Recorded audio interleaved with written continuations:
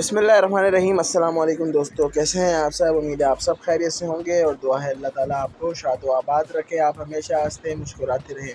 हम इतनी simple dish को इतने बेहतरीन तरीके से बनाएंगे कि खाने वाला खुद हैरान रह जाएगा कि आपने किस तरह तैयार की। ये और अंडों से बिल्कुल मुख्तलिफ होगा और ये बिल्कुल बहुत मज़ेदार ये रेसिपी आपकी जो है तैयार होगी। तो इस रेसिपी को तैयार करने के लिए सबसे पहले जी आपने कढ़ाई में ऑयल ले लेना है। अब ऑयल हम ले लेंगे ऐसे तकरीबन 1 कप, और अब क्योंकि हमने प्याज को जो है वो फ्राई करना है, तो 1 कप जो है इसमें हम कढ़ाई के अंदर ऑयल ले लेंगे और ऑयल को आपने अच्छी तरह से गरम कर लेना है। गरम करने के बाद आपने इसमें प्याज शामिल करना है। प्याज यहाँ पर मैंने ये देखे जी, तकरीबन यहाँ पर 2 बड़े प्याज थे, इनको मैंने इस तरह स्लाइस में कट कर लिया है क्योंकि हमने इसको ब्राउन करना है। तो इस तरह स्लाइस में हम कट कर लेंगे तो जो ब्राउन है वो हमारा प्याज बिल्कुल अच्छी तरह से हो जाएगा। अब जी हम सारे प्याज को जो है वो अच्छी तरह से ब्राउन करेंगे। तब तक प्याज ब्राउन हो रहा है, इसका चम्मच जो है वो हम चलाते जाएंगे आहिस्ता-आहिस्ता, ताकि जो सबका कलर है प्याज का वो एक जैसा है। अब यहाँ पर देखें, जब प्याज हमारा ब्राउन हो जाए तो यहाँ पर हमारे पास 2 से 3 जो टेबल स्पून लहसुन अदरक का पेस्ट है, हमने इसमें ये शामिल कर दिया। और इसको लहसुन अदरक का पेस्ट शामिल करने के बाद भी आपने इसमें 20 से 30 सेकंड तक पकाना है, ताकि जो इसकी स्मेल है वो ख़त्म हो सके और इसका अच्छी तरह से जो लहसुन अदरक का पेस्ट है हमारा वो कुक हो सके। अब जी आपने इसको अच्छी तरह से कुक करने के बाद इसमें हम मसाले शामिल कर देंगे। मसालों के अंदर सबसे पहले जी हम इसमें नमक शामिल कर रहे हैं। नमक इसमें हमने 1 टीस्पून शामिल कर दिया है। उसके बाद जो लाल मिर्चें हैं वो आप कम या ज़्यादा कर सकते हैं। मैं यहाँ पर तकरीबन 1 टीस्पून ही शामिल कर रहा हूँ उसमें, और 2 टीस्पून इसके अंदर हम खुश धनिया पाउडर जो है वो इसमें हम शामिल कर देंगे। इसके अलावा हम कुछ भी शामिल नहीं करेंगे, बिल्कुल नॉर्मल मसाले जो है इसमें हम शामिल करेंगे और इसी से जो इसका टेस्ट है वो बहुत अच्छा आएगा। ज़्यादा मसाले शामिल करने से क्या होता है, जो अंडे का टेस्ट है वो बिल्कुल ही ख़त्म हो जाता है, सिर्फ़ और सिर्फ मसाले का टेस्ट आ रहा होता है। तो हम अंडों का टेस्ट जो है वो बिल्कुल ख़त्म नहीं करेंगे। मसाले को 20 से 30 सेकंड तक भूनने के बाद अब इसमें हम टमाटर शामिल कर देंगे। टमाटर आपने शामिल कर देना है। तकरीबन ये मेरे पास 3 टमाटर थे, इनको भी मैंने इस तरह से रफली काट लिया है, बिल्कुल छोटे-छोटे टुकड़े कर लिए हैं और इसको इसमें ही शामिल कर दिया है मैंने। अब आपने क्या करना है, तकरीबन 5 से 10 मिनट तक आपने इसकी भुनाई करनी है, ताकि जो टमाटर हैं वो आपके सारे नरम हो जाएँ। और जब तक टमाटर नरम हो रहे हैं, अगर आपने मेरा चैनल अभी तक सब्सक्राइब नहीं किया हुआ तो मेरे चैनल को ज़रूर सब्सक्राइब कर लीजिएगा।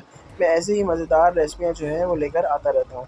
और ये आप देख सकते हैं यहाँ पे 5 से 7 मिनट आपको लगेंगे और आपके जो टमाटर होंगे वो बिल्कुल नरम हो जाएँगे। अब आपने क्या करना है जी, अब यहाँ पर मेरे पास आलू हैं, ये 1 किलो आलू मैंने बिल्कुल इनको बारीक स्लाइस में काट लिया है। जिस तरह हम आलू मेथी में डालते हैं, आलू की स्लाइस करके डालते हैं, वही उसी टाइप के जो आलू हैं आपने इस तरह कटिंग करके इसमें शामिल कर देना है। अब आपने क्या करना है, इसमें आपने चम्मच चलाते रहना है और थोड़ी-सी इसकी भुनाई करनी है। भुनाई करने से ये होगा, जो टमाटर के छोटे-छोटे से ज़र्रात होंगे, जो टमाटर नहीं घुले होंगे, इस तरह भुनाई से, क्योंकि आलू जो हैं वो अभी सॉलिड फॉर्म में सख्त हैं, तो इससे आपके जो टमाटर हैं वो अच्छी तरह से घुल जाएँगे और एक अच्छा बेहतरीन सा मसाला जो है वो तैयार हो जाएगा।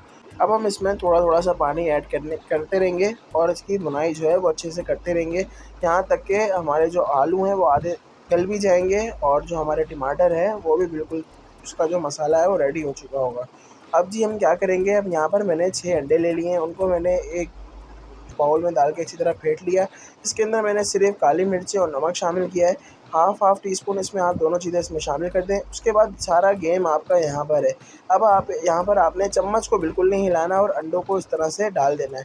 चम्मच आपने उस वक़्त हिलाना शुरू करना है जब आप देखें कि अंडे कुक होना शुरू हो गए।